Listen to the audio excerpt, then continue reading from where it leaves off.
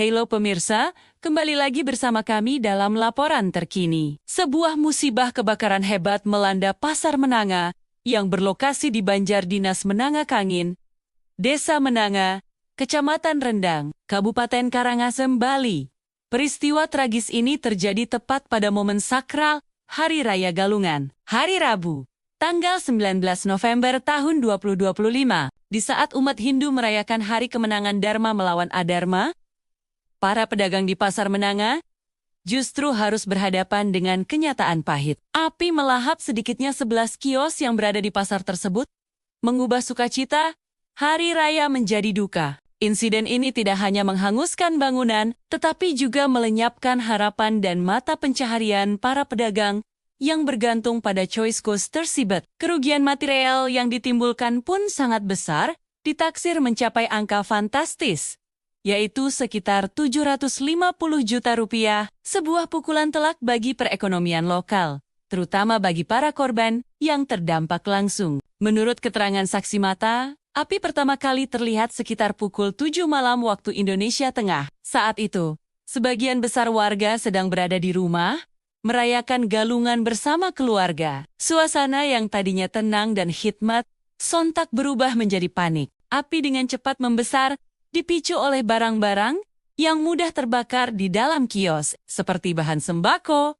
pakaian, dan barang dagangan lainnya. Angin yang cukup kencang pada malam itu juga membuat api semakin sulit dikendalikan dan merambat dari satu kios ke kios lainnya dalam waktu singkat. Jeritan dan teriakan minta tolong terdengar di tengah kegelapan malam. Bercampur dengan suara gemeretak kayu yang terbakar, warga sekitar segera berhamburan keluar rumah, mencoba memberikan pertolongan pertama dengan peralatan seadanya. Mereka bahu-membahu menyiramkan air menggunakan ember dan selang.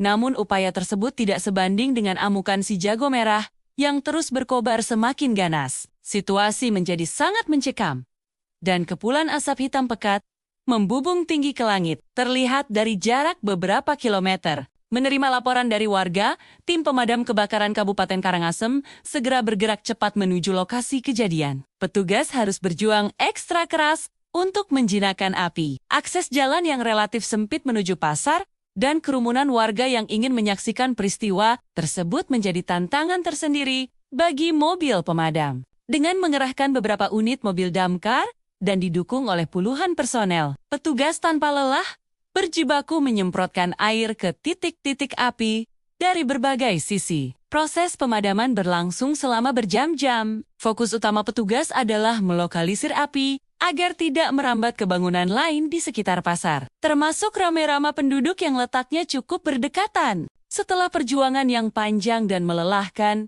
api akhirnya berhasil dipadamkan sepenuhnya menjelang tengah malam. Namun, yang tersisa hanyalah puing-puing hangus dan aroma gosong yang menyengat. 11 kios, yang dulunya menjadi pusat aktivitas ekonomi, kini rata dengan tanah. Keesokan paginya, pemandangan memilukan terlihat jelas. Para pemilik kios hanya bisa menatap nanar sisa-sisa harta benda mereka yang telah menjadi arang. Beberapa di antara mereka tak kuasa menahan tangis meratapi nasib yang menimpa tepat di hari suci. Barang dagangan yang mereka siapkan untuk dijual, modal yang mereka kumpulkan bertahun-tahun, semuanya ludes dalam sekejap. Ini adalah cobaan yang sangat berat, terutama di tengah perayaan hari besar keagamaan. Pihak kepolisian dari Polsek Rendang dan tim identifikasi dari Polres Karangasem telah turun ke lokasi untuk melakukan olah tempat kejadian perkara. Garis polisi dipasang di sekitar area yang terbakar untuk kepentingan penyelidikan. Saat ini,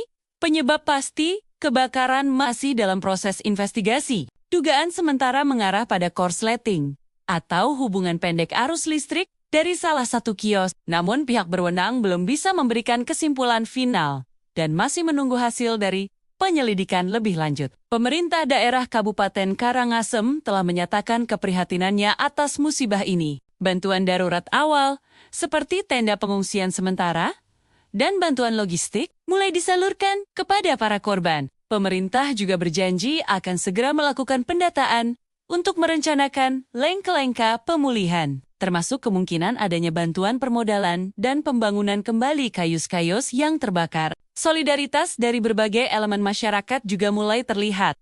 dengan adanya penggalangan dana untuk membantu meringankan beban para pedagang. Peristiwa ini menjadi pengingat bagi kita semua tentang pentingnya kewaspadaan terhadap potensi bahaya kebakaran, terutama di tempat-tempat umum seperti pasar. Instalasi listrik yang aman dan ketersediaan alat pemadam api ringan atau APAR menjadi hal yang krusial untuk mencegah tragedi serupa terulang kembali. Mari kita doakan agar para korban diberikan ketabahan dan kekuatan dalam menghadapi cobaan ini. Dan semoga mereka dapat segera bangkit kembali. Kami akan terus memantau perkembangan lebih lanjut dari lokasi kejadian dan memberikan informasi terbaru kepada Anda.